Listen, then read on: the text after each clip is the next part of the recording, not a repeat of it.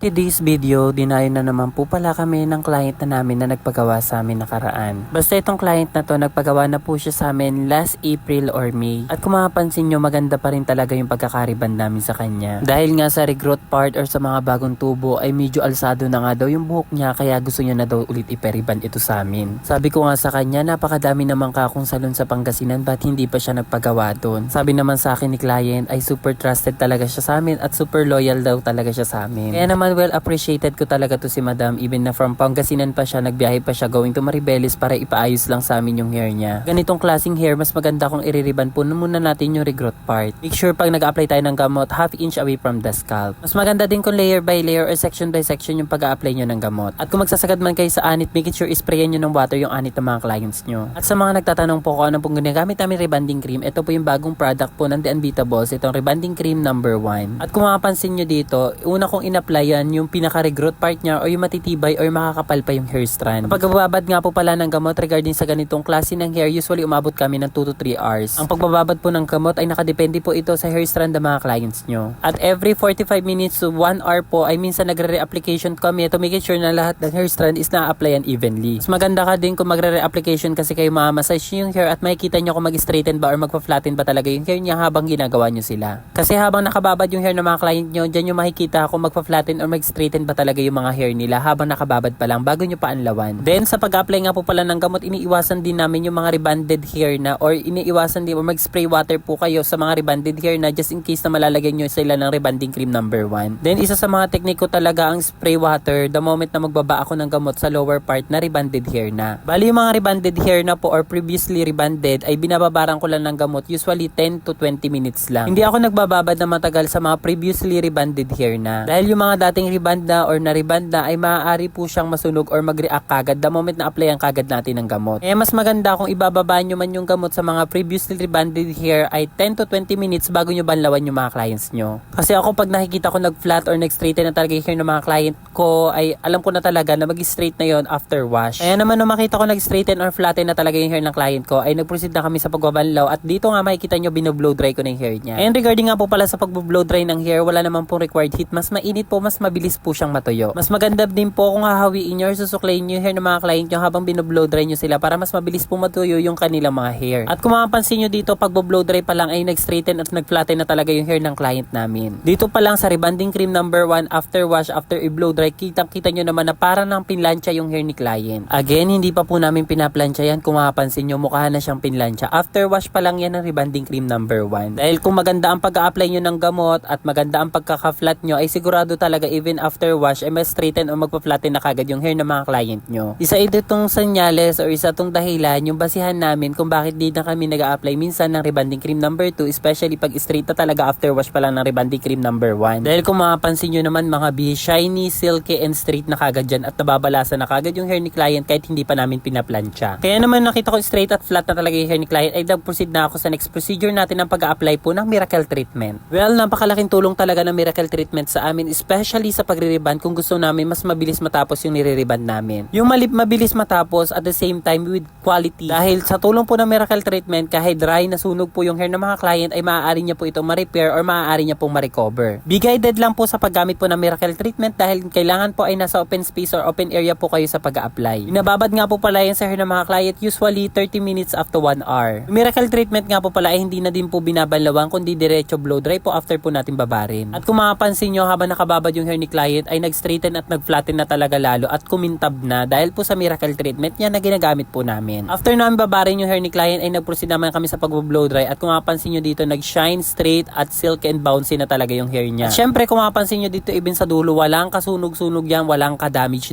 mga B, blow dry pa lang po yan. Syempre after natin ma-blow dry magpo-proceed naman po tayo sa pagpa-plancha or pag-hair iron. Dahil nga wala akong videographer that time, pasensya na kayo at di ko na videohan. Basta makikita nyo naman yung after result ko after ko siyang planchahin. Dahil nagpa-haircut na din pala si client kasi manipis na daw yung lower part niya. So ito po yung naging resulta after ko siyang planchahin. At kung mapapansin nyo talaga, achieve niya talaga yung hair na pang commercial, pangarap na buhok ng karamihan, ngunit iilan lang po ang nabibiyayaan. Kaya naman para sa lahat ng hairdresser na nanonood sa akin or sa mga future clients na hindi makapunta sa amin at nais matuto ng mga rebonding process at gusto mo magkaroon ng extra income, extra sideline, panoorin mo lang yung mga tutorial videos ko, for sure madami kang matututunan. para naman po sa lahat ng interesado regarding po sa products na ginagamit namin sa lahat ng mga clients namin, maaari nyo po siya ma-avail through TikTok and Shopee. Make sure lang din po pag nag-avail po kayo ng product ay manood po kayo palagi ng mga tutorial videos kung paano po siya gamitin. Pwede nyo din po ako i-PM para ma-send ko po sa inyo yung proper procedure, proper application at safety guidelines. At syempre para ma-add ko na rin po kayo sa GC. Para naman po sa lahat ng interesado ng paggawa sa aming salon, pwede nyo po i-PM ang aming page, Clinic Happy Salon Maribeles Bataan. Diyan nyo po makikita yung prices ng services namin at the same time yung exact location po kung saan po kayo matatagpuan. Sure lang po na magpa-book or magpa-schedule po kayo the moment na pupunta kayo sa aming salon. Again, sa lahat po ng interesado regarding sa products na ginagamit namin, kung mapapanood nyo man po ito sa TikTok, lalagay ko na lang po sa yellow basket yung product. At kung mapapanood nyo man po ito sa aking account or sa aming FB page, ay lalagay ko na lang po yung link ng product sa comment section or sa caption. Syempre, kung may natutunan ka or na-inspired ka sa sample hair creation or hair transformation namin, wag mo naman ako kalimutan na i-follow at syempre, share mo na rin yung video to. Thank you so much for watching!